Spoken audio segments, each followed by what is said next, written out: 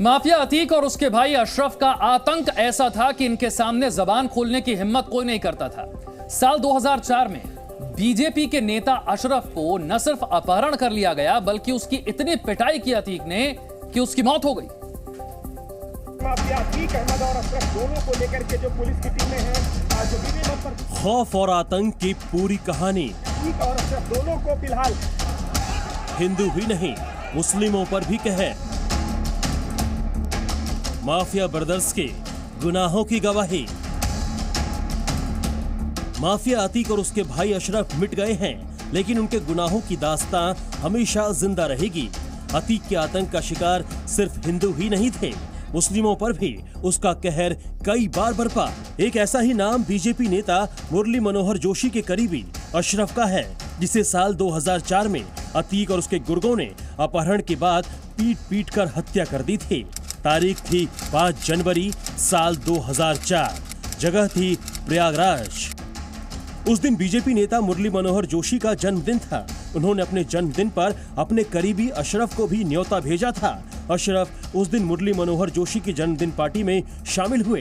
पापा बीजेपी के वरिष्ठ नेता थे और डॉक्टर मुरली मनोहर जोशी के बहुत करीबी खास लोगों में से थे और उनके सारा जो है काम तो जोशी जी का वो देखते थे। जन्मदिन पार्टी में शामिल होने के बाद बीजेपी नेता अशरफ अपने घर लौट रहे थे। उनके साथ एक अखलाक नाम का शख्स भी था जो अतीक का करीबी था। रास्ते में उसने अतीक के गुर्गों तक खबर पहुंचा दी कि बीजेपी नेता अशरफ उसके साथ है। रास्ते में एक पान की दुकान पर अखलाक ने किसी बहाने से स्कूटर रोक दिया, जहां पहले से ही अतीक के गुर्गे इंतजार कर रहे थे। 2004 जनवरी में 5 जनवरी डॉक्टर जोशी का जन्मदिन था। मेरे अब्बू डॉक्टर जोशी के जन्मदिन के लिए निकले और जोशी जी के घर गए। जोशी जी के जन्मदिन में उन्होंने प्रोग्राम में शिरकत करने के बाद वो जब वहाँ से निकलने लगे तो एक इलाक में जो है, जो नई बाजार का रहने वाला है, जिसने अब्बू को वहाँ से लेके आया था अपने घर से जब अब्बू को लेके निकला था इखलाक ने वहाँ पे जो है अतीक अहमद के आदमी को इन्फॉर्म कर दिया यहाँ से निकल रहे हैं और उनके आदमी ने उनको डांडी में जिस पान की दुकान पे रोकने के लिए कहा। इखलाक उसी पान की दुकान पे अब्बू को लेके गया पान खाने के लिए। इसके बाद अतीक के गुर्गे बीजेपी नेता अशरफ को लेकर चकिया में अतीक के पास पहुंचे। अतीक और उसके गुर्गों ने अशरफ को बीजेपी का साथ छोड़ने को कहा। इस पर अशरफ ने इनकार कर दिया, जिसके बाद अतीक के गुर्गों ने उनकी पिटाई शुरू कर दी और तब तक पीटते रहे जब तक अशरफ की मौत नहीं हो गई।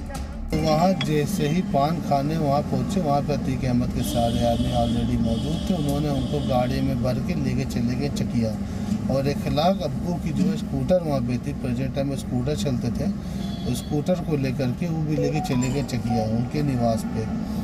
वहाँ पे इखलाक ने और बाकी लोगों ने अब्बू को बेरहमी से मारा। अतीक अहमद ने उनके आदमी ने बहुत मारा। बार बार कहते रह गए भाजपा का साथ छोड़ दो, भाजपा अदबद गाली बकना, जोशी का साथ छोड़ दो, तुम वापस मेरे साथ आओ, मेरे साथ काम नेतागिरी करो, मेरे लिए जो है कन्वेंसिंग करो। अब्बू ने मना कर दिया। अब्बू ने कभी अतीक अहमद के बार बार कहने पे उनके साथ में कभी भी पॉलिटिकल कभी नहीं जोड़ा। वो भाजपा के साथ हमेशा जुड़े थे और जोशी जी के साथ जुड़े थे। इसके बाद अशरफ के शव को सुनाओ इलाके में फेंक दिया गया।